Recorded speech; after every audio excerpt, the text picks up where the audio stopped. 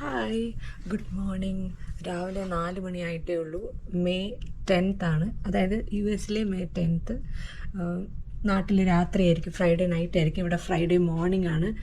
അപ്പോൾ ഇന്ന് നമ്മൾ ന്യൂയോർക്കിലോട്ട് പോവാണ്. ന്യൂയോർക്കിലോട്ട് പോകാനുള്ള ഫ്ലൈറ്റ് റാലിയിൽ നിന്ന് ഒരു 6:30-ക്കാണ്. അപ്പം ഇവിടുന്ന് അറ്റ്ലീസ്റ്റ് ഒരു 5 മണിക്ക് ഇറങ്ങിയാലേ പറ്റുള്ളൂ. ഡൊമസ്റ്റിക് ഫ്ലൈറ്റാണ്. അപ്പോൾ എങ്ങനെയായിരിക്കും തിരക്കൊന്നും അറിയില്ല. ന്യൂയോർക്കിലോട്ട് പോകുമ്പോഴത്തേനും ഒരുപാട് എക്സൈറ്റഡ് ആണ്. കാരണം നമ്മൾ പലപ്പോഴായിട്ട് ടി വിയിലും മൂവീസിലൊക്കെ കണ്ടിട്ടുള്ള ന്യൂയോർക്ക് ടൈം സ്ക്വയർ, പിന്നെ സ്റ്റാച്യു ഓഫ് ലിബർട്ടി, അതൊക്കെ കാണാൻ ഭയങ്കര എക്സൈറ്റഡ് ആണ്. എൻ്റെ കൂടെ ഞാൻ നിങ്ങളെയും ന്യൂയോർക്കിലോട്ട് കൊണ്ടുപോകാണ്.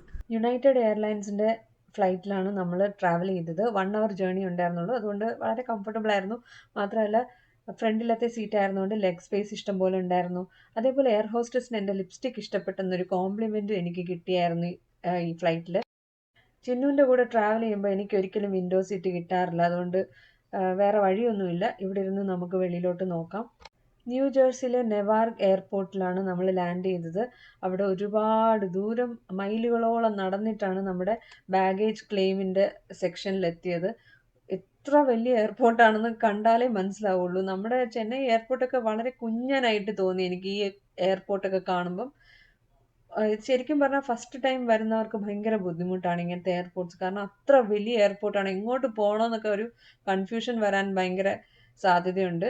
അപ്പോൾ ഒരുപാട് ദൂരം നടന്നിട്ട് അങ്ങ് അറ്റത്ത് പോയിട്ടാണ് ബാഗേജ് ക്ലെയിമിൻ്റെ അവിടെ എത്തിയത്. ആ കൺവെയർ ബെൽറ്റ് അപ്പം സ്റ്റാർട്ട് ചെയ്തിട്ടുണ്ടായിരുന്നുള്ളൂ.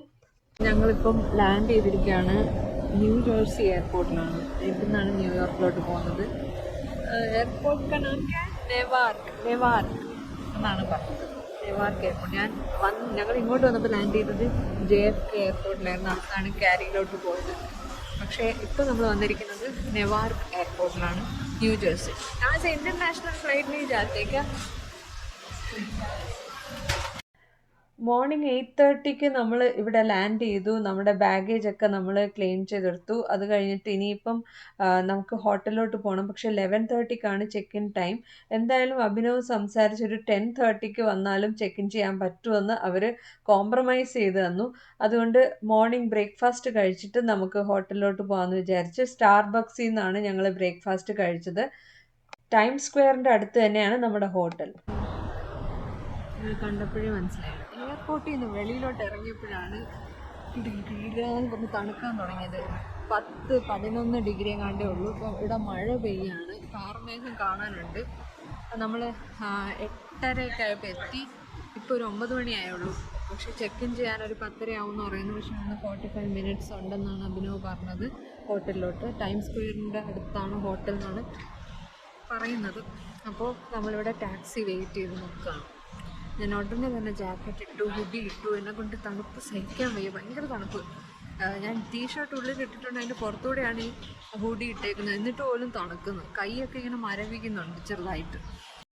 നമ്മളുടെ ക്യാബ് വന്നു. ക്യാബ് ഡ്രൈവർ ഒരു നേപ്പാളിയായിരുന്നു. പക്ഷേ അമേരിക്കൻ ആക്സെൻറ്റിലാണ് സംസാരിക്കുന്നത്. അതുകൊണ്ട് തന്നെ ഇവിടെ ജനിച്ചു വളർന്ന ഒരാളാണെന്ന് തോന്നുന്നു.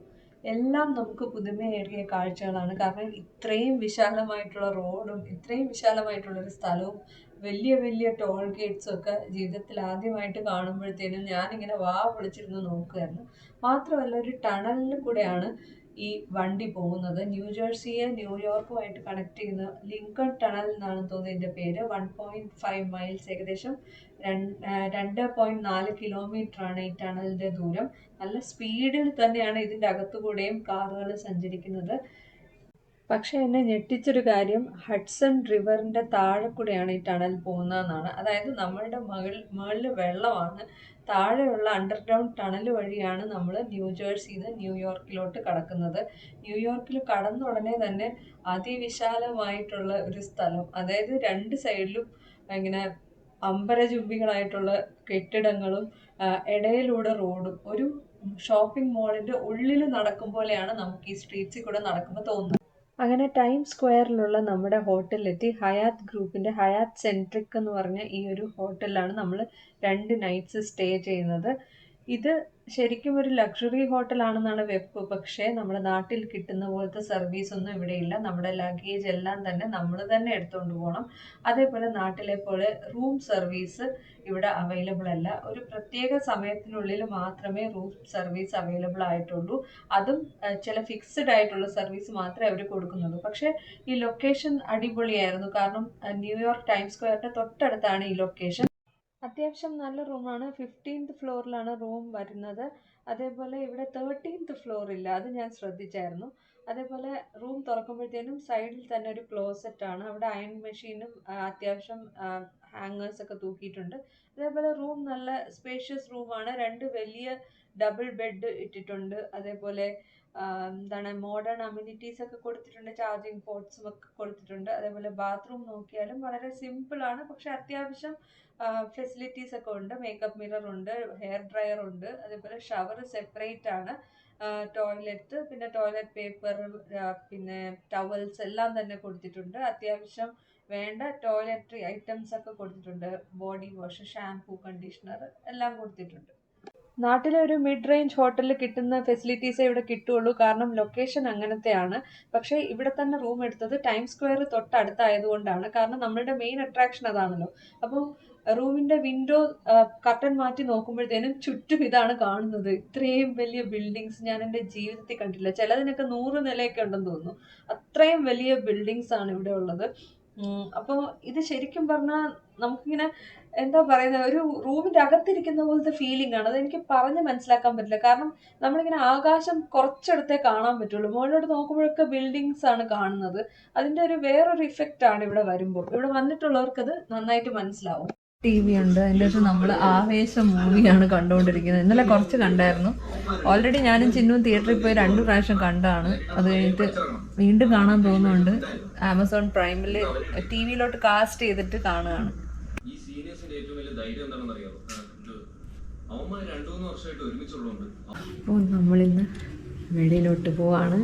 ഹയാത്തിൻ്റെ ഹോട്ടലാണ്, പക്ഷേ കണ്ട ഒരു നോർമൽ സെറ്റപ്പാണ്. ബിക്കോസ് ഇതിരിക്കുന്ന സ്ഥലമാണ് ഇമ്പോർട്ടൻറ്റ്. 25 നിലകളാണ് ഹോട്ടലിനുള്ളത്. നമ്മൾ 15ാമത്തെ നിലയിലാണ്. പക്ഷെ 13ാമത്തെ നമ്പർ കാണാനില്ല.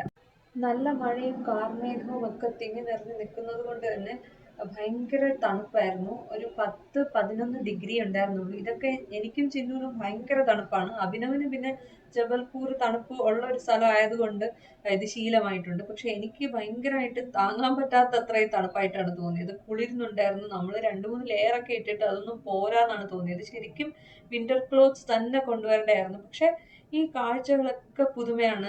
ഞാൻ ഇത്രയും വലിയ സ്ഥലമൊന്നും ഞാൻ എൻ്റെ ജീവിതത്തിൽ കണ്ടിട്ടില്ല. അത് കാരണം ഞാനിങ്ങനെ അന്തം വിട്ട് നോക്കി നടക്കുകയായിരുന്നു.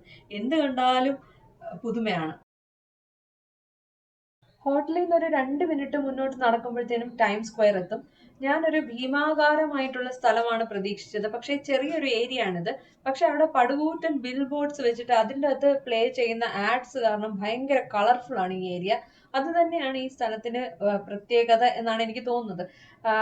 മാത്രമല്ല ഇഷ്ടം പോലെ ആൾക്കാർ അവിടെ നിൽപ്പുണ്ട്. കുറേ പേര് ഫോട്ടോ എടുക്കുന്നു, കുറേ പേര് ഇന്ന് ആഹാരം കഴിക്കുന്നു, ചുറ്റും കൂടി നിന്ന് സംസാരിക്കുന്നു, ഡാൻസ് ചെയ്യുന്ന ആൾക്കാരെ കാണാം, പാട്ട് പാടുന്ന ആൾക്കാരെ കാണാം. അങ്ങനെ എല്ലാവരും അവരവരുടെ ലോകത്തിൽ ബിസിയാണ്.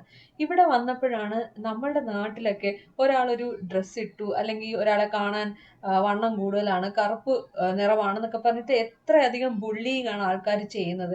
ഇവിടെയൊക്കെ വന്ന് നോക്കണം, എത്ര ടൈപ്പ് ആൾക്കാർ, എത്ര രാജ്യത്തെ ആൾക്കാർ, പല ഭാഷ സംസാരിക്കുന്നവർ, പല ശരീരപ്രകൃതി ഉള്ളവർ, പല സ്കിൻ ടോൺ ഉള്ളവർ, പലതരത്തിലുള്ള ഡ്രസ്സ് ഇട്ടിട്ട് നടക്കുന്നവർ. ആരും ആരെയും മൈൻഡ് ചെയ്യുന്നില്ല, ആരും തുറിച്ചു നോക്കുന്നില്ല. എല്ലാവരും അവരവരുടെ ലൈഫിലാണ് കോൺസെൻട്രേറ്റ് ചെയ്യുന്നത്. നമ്മളുടെ വ്യൂ പോയിന്റ്സ് അല്ലെങ്കിൽ നമ്മുടെ മൈൻഡിനെ ഒന്ന് ബ്രോഡ് ആക്കാൻ ഇങ്ങനത്തെ യാത്രകൾ ഭയങ്കരമായിട്ട് ഹെൽപ്പ് ചെയ്യുമെന്നാണ് എനിക്ക് ഈ ഒരു യാത്രയിൽ നിന്ന് മനസ്സിലായത്. കാരണം നമ്മളൊക്കെ ജസ്റ്റ് ഈ ലോകത്തിൽ ജീവിക്കുന്ന ഒരു ചെറിയ ഒരു മനുഷ്യനാണ്. അല്ലാതെ നമ്മൾക്ക് ഈ ലോകത്ത് വലിയ പ്രത്യേകതകളോ അല്ലാതെ നമ്മളുടെ അഭിപ്രായത്തിനോ അല്ലെങ്കിൽ നമ്മളുടെ എന്താണ് നമ്മളുടെ കാര്യങ്ങൾക്കും അത്രയും വില കൊടുക്കേണ്ട ആവശ്യമില്ല എന്നുള്ളതും നമുക്ക് ഇങ്ങനത്തെ സ്ഥലത്തൊക്കെ പോകുമ്പോഴാണ് മനസ്സിലാവുന്നത്. ആരും നമ്മളെ ശ്രദ്ധിക്കുന്നേ ഇല്ല. എല്ലാവരും അവരവരുടെ കാര്യം മാത്രം ശ്രദ്ധിച്ച് അങ്ങോട്ടും ഇങ്ങോട്ടും നടക്കുന്നു. പല പ്രായത്തിലുള്ളവര് കപ്പിൾസ് കൈ പിടിച്ച് നടക്കുന്നു. ചില ആൾക്കാർ കിസ് ചെയ്യുന്നുണ്ട്. ആരും ആരെയും ശല്യപ്പെടുത്തുന്നില്ല. എല്ലാവരും അവരവരുടെ ഫ്രീഡത്തിലാണ് നടക്കുന്നത്. ഇതാണ് എനിക്കിവിടെ ഏറ്റവും ഇഷ്ടപ്പെട്ട ഒരു കാര്യം. കുറേ കാര്യങ്ങൾ നമുക്ക് അവരെ പറ്റി നമുക്ക് പുച്ഛമൊക്കെ ആണെങ്കിലും ഇങ്ങനത്തെ കാര്യങ്ങളിൽ ഇവർ നമ്മളെ കാട്ടി ഒരുപാട് മുന്നിലാണ്. ഒരുപാട് ചുറ്റിക്കറങ്ങി പിന്നെ ഞങ്ങൾ എത്തിയത് മാഡം ടുസാഡ്സ് വാക്സ് മ്യൂസിയത്തിലാണ്. ലോകത്തെ പലയിടങ്ങളിലും ഇത് അവൈലബിൾ ആണ്. പക്ഷേ ന്യൂയോർക്കിലേത് പ്രത്യേകിച്ചും ഭയങ്കര ഫേമസ് ആണ്. ടേലർ സ്വിഫ്റ്റ് ആണ് ആദ്യം കണ്ട പ്രതിമ. അത് കഴിഞ്ഞിട്ട് മുകളിലോട്ട് കടക്കുമ്പോൾ നമുക്ക് ഒരുപാട് പ്രശസ്തരായിട്ടുള്ള വ്യക്തികളുടെ വാക്സ് സ്റ്റാച്യൂസ് കാണാം. പലതും ശരിക്കും ഒരാൾ നിൽക്കുന്നത് പോലെ തന്നെ തോന്നും. പക്ഷേ നമ്മുടെ ഇന്ത്യൻ സെലിബ്രിറ്റീസിൻ്റെ എനിക്ക് അത്ര അങ്ങ് റിയലിസ്റ്റിക് ആയിട്ട് തോന്നിയില്ല. ഏറ്റവും റിയലിസ്റ്റിക് ആയിട്ട് തോന്നിയത് ബാബ രാംദേവ് ആണ്. ഇന്ത്യയിൽ നിന്നുള്ള സെലിബ്രിറ്റി ബാബ രാംദേവിന്റെ പ്രതിമയാണ് ഏറ്റവും റിയലിസ്റ്റിക് ആയിട്ട് തോന്നിയത്. സെലിബ്രിറ്റീസ് വേൾഡ് ലീഡേഴ്സിന്റെ പ്രതിമകൾ മാത്രമല്ല, ഇവിടെ ചില തീംസ് ബേസ്ഡ് ആയിട്ടുള്ള റൂംസ് ഉണ്ട്. മാർവൽ സീരീസ്, അതേപോലെ ഹൊറർ തീമിലുള്ളത്, പിന്നെ പല ഹൊറർ മൂവീസിലെയും ക്യാരക്ടേഴ്സിന്റെ വാക്സ് സ്റ്റാച്യൂസ് വെച്ചിട്ടുണ്ട്. അങ്ങനെ ഒരുപാട് എന്റർടൈൻമെന്റ് സാധ്യതകളുള്ള ഒരു പ്ലേസ് ആണിത്. എനിക്ക് ആദ്യം വരാൻ അത്ര ഇൻട്രസ്റ്റ് ഇല്ലായിരുന്നെങ്കിലും ശരിക്കും ഇതിൻ്റെ അകത്ത് ഞാൻ നന്നായിട്ട് എൻജോയ് ചെയ്തു. മാത്രമല്ല ഇതിൻ്റെ അകത്തൊരു 4D ആനിമേഷൻ തിയേറ്റർ കൂടെ ഉണ്ടായിരുന്നു. അവിടെ ഒരു മൂവി നമ്മൾ കണ്ടു. ഒരു 10 മിനിറ്റേ ഉള്ളൂ, പക്ഷെ അതും നമ്മളെ ഭയങ്കരമായിട്ട് എന്റർടൈൻ ചെയ്യിപ്പിക്കും. ശരിക്കും വെൽ സ്പെൻഡ് ആയിട്ടുള്ള ഒരു ടൈം ആയിരുന്നു ഇത്. ലാസ്റ്റ് എത്തിപ്പെട്ടത് ഇവരുടെ സ്റ്റോറിലാണ്. ഇവിടെ ഒരുപാട് ടോയ്സും പിന്നെ പല ക്യാരക്ടേഴ്സിന്റെ ടോയ്സും പിന്നെ ഓസ്കാറിന്റെ ചെറിയ വെർഷൻ വരെ വിൽക്കാൻ വെച്ചിട്ടുണ്ട്. ഇവിടുന്ന് ഞാൻ വാങ്ങിച്ചു കഴിച്ചത് ഒരു സ്നിക്കേഴ്സ് ആണ്. കാരണം എനിക്ക് നന്നായിട്ട് വിശക്കുന്നുണ്ടായിരുന്നു. പല സെലിബ്രിറ്റീസ് ഇട്ട ജ്വല്ലറി ആണെന്ന് തോന്നുന്നു ഇവിടെ വെച്ചിരിക്കുന്നത്. ഇതും നല്ല എക്സ്പെൻസീവ് ആണ്. അപ്പോൾ ന്യൂയോർക്കിലെ ഫസ്റ്റ് ഡേ വ്ലോഗ് ഇവിടെ അവസാനിക്കുകയാണ്. നിങ്ങൾക്ക് വീഡിയോ ഇഷ്ടപ്പെട്ടാൽ ലൈക്ക് ചെയ്യുക, ചാനൽ ഇഷ്ടപ്പെട്ടാൽ സബ്സ്ക്രൈബ് ചെയ്യുക. എന്തെങ്കിലും അഭിപ്രായങ്ങളും നിർദ്ദേശങ്ങളും ഉണ്ടെങ്കിൽ കമൻറ്റ് സെക്ഷനിൽ അത് പറയാവുന്നതാണ്. അടുത്ത വീഡിയോയിൽ കാണാം. Take care and bye bye.